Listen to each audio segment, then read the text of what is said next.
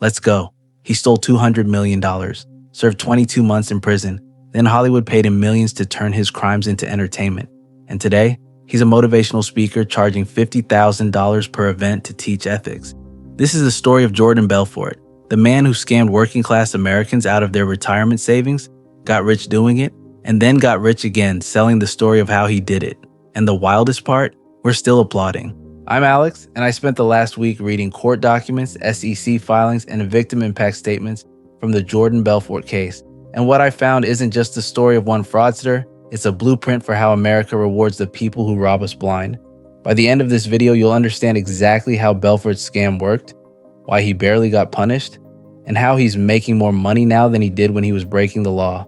But the reveal at minute 8, that's the part that's going to make you question everything about success in this country. Let's start at the beginning, because understanding where Jordan came from explains everything about what he became. Bayside, Queens, 1962, working class neighborhood where ambition had a ceiling.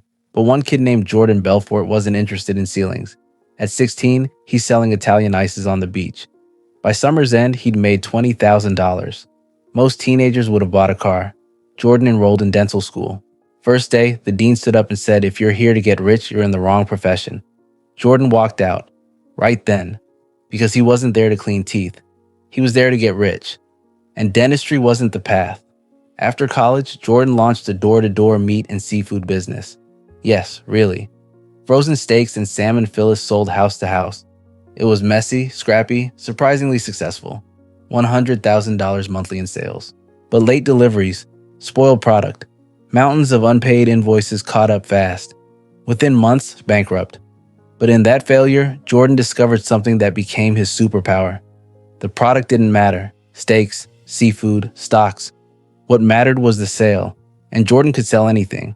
So he went looking for a better commission. Enter Wall Street. Jordan landed at LF Rothschild in the mid-1980s. A legitimate firm with suits, quotas, and cocaine in the bathroom stalls. It was the 80s after all.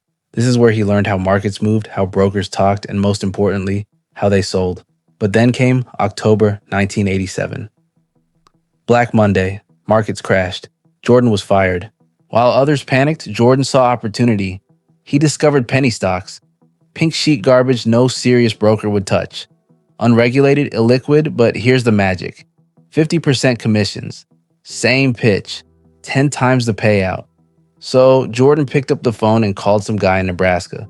Told him about a tiny company sitting on technology that would disrupt home entertainment. Ground floor opportunity. Pre-IPO. Under Wall Street's radar. When the big guys find out, boom. 10 times returns minimum. Get in now at $1 a share. In 6 months, you're calling me from your beach house in Maui. I'm locking you in for 4,000 shares. Sound good? The guy hesitated. Said he didn't really understand the company. Jordan's response? You don't have to understand the company. You just have to understand the upside. That's what smart money does. They act before the crowd catches on. Do you want to be first? Or do you want to read about it in Forbes a year from now, wishing you listened? $4,000. One call. And Jordan had found his kingdom. But he wasn't building it alone. And the partner he found? That's where things got truly dangerous. 1989. Jordan meets Danny Porish. Fast-talking Long Island hustler with the charm of a salesman and instincts of a con artist. He wasn't from Wall Street. Some days it didn't feel like he was from the same planet. But he could close. Together they were dangerous. Jordan had the vision. Danny brought the chaos. And from that chaos, they built their empire. Stratton, Oakmont.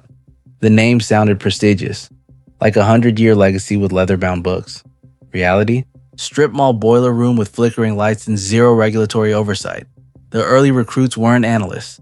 They weren't even qualified. Bartenders, college dropouts, neighborhood hustlers. Jordan didn't want experience. He wanted hunger. He didn't need thinkers. He needed closers. Then came the training. Jordan developed a method called straight-line persuasion, a psychological pressure cooker designed to turn stammering rookies into high-pressure machines. He taught them to bulldoze hesitation, drown out doubt, guide a prospect from hello to where do I send the check in a single unbroken line. Soon the office took on a rhythm. Fast, loud, addictive. Phones never stopped ringing. Orders never stopped flowing. The energy was electric, and so was the money. But Stratton's brilliance wasn't just how it sold, it was who it sold to. And this is where the scam gets dark. Quick question. Have you ever been cold called by someone trying to sell you an investment? Drop a comment if you have. I'm curious how common this still is.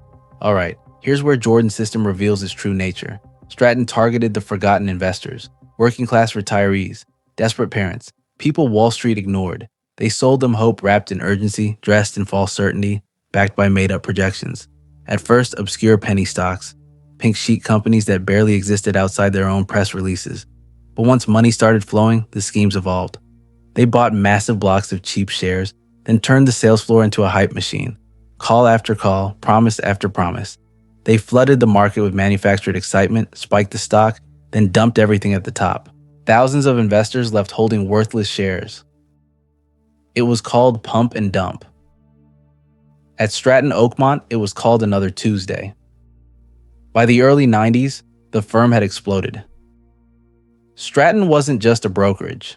It was a carnival. Screaming phones, air horns, testosterone, $2,000 suits, and enough drugs to kill a small animal.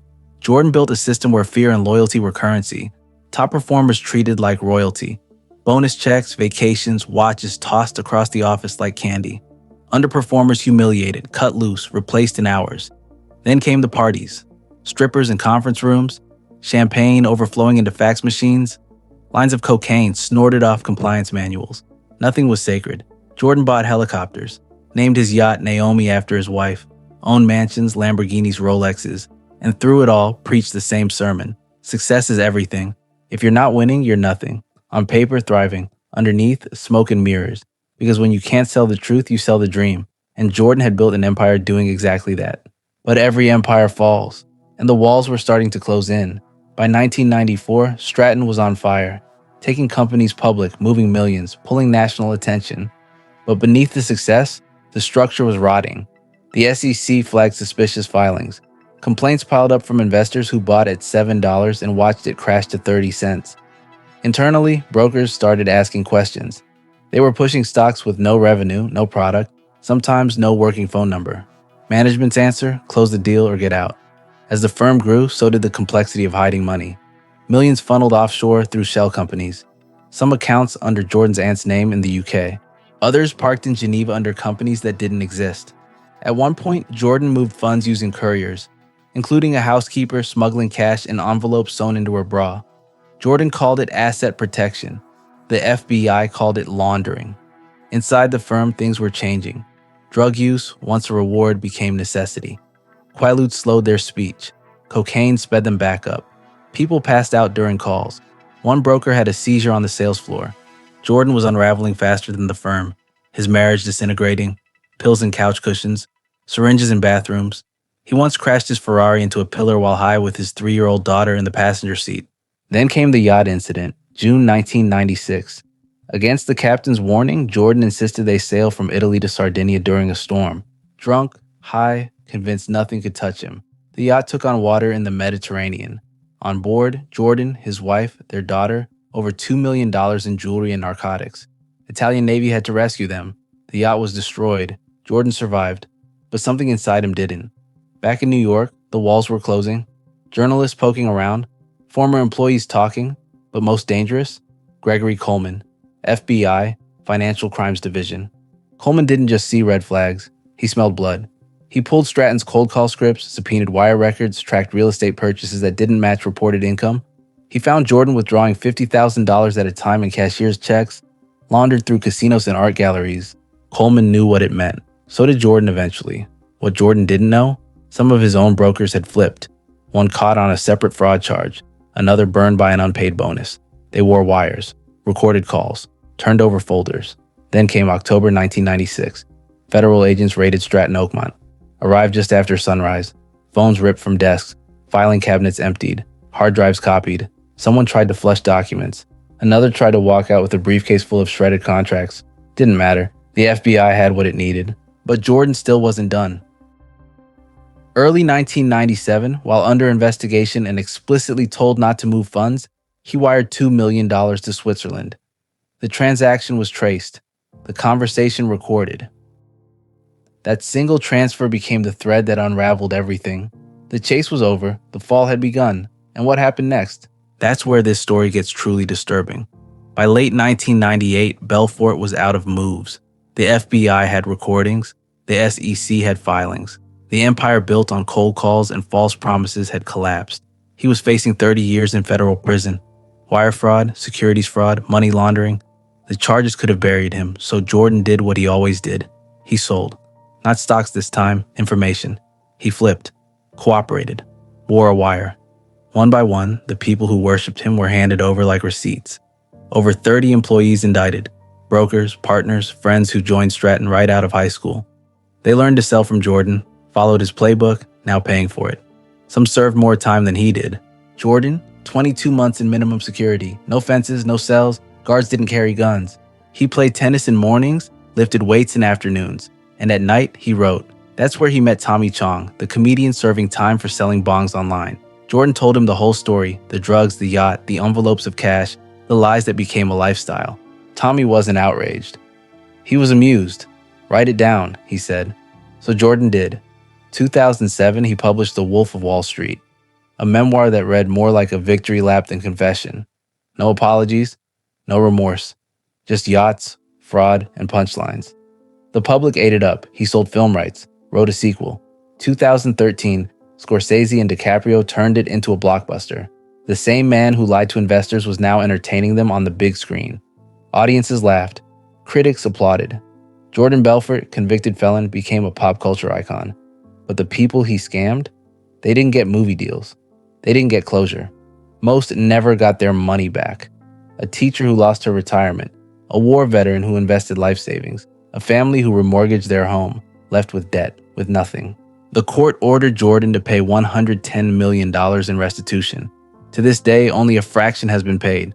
The rest vanished into offshore accounts, real estate trusts, legal loopholes. He claims he's working on it. The victims are still waiting.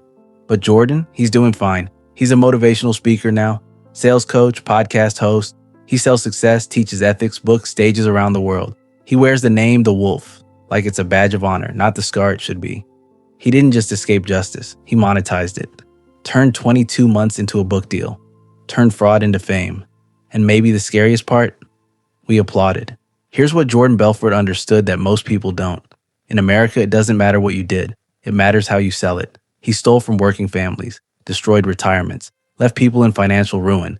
Then he packaged that story, put a bow on it, and sold it back to us as entertainment. And we bought it. We made him famous. We gave him platforms. We paid him speaking fees. The system didn't fail. The system worked exactly as designed. Because the same qualities that make you good at fraud, confidence, charisma, the ability to sell anything, those are the same qualities we celebrate in business. Jordan Belfort is living proof that in America, the best way to get away with stealing millions is to become so entertaining that people forget you're a thief. I was guilty of being greedy, he once said, but so is everybody else. Maybe that's why he got away with it. Because deep down, we never wanted him punished. We wanted to be him. We wanted the yacht, the lifestyle, the confidence to take what we want and dare anyone to stop us. The Wolf of Wall Street isn't a cautionary tale. It's an instruction manual. And every time we buy the book, watch the movie, or pay to hear him speak, we're telling the next Jordan Belfort that it's worth it, that you can steal everything, serve nothing, and come out richer than when you started. The victims are still waiting for their money. Jordan is still cashing checks. And that's the real scam. Not the pump and dump, not the offshore accounts. The real scam is convincing us that the criminal is the hero of his own story. If this made you angry, good. Subscribe to Capital Theory, because we expose how the system rewards the people who rob us blind while punishing the people who get robbed. Drop a comment. Tell me if you think Jordan Belfort should be celebrated or imprisoned, because apparently America can't decide. Stay smart. Don't let anyone sell you a dream they stole from someone else.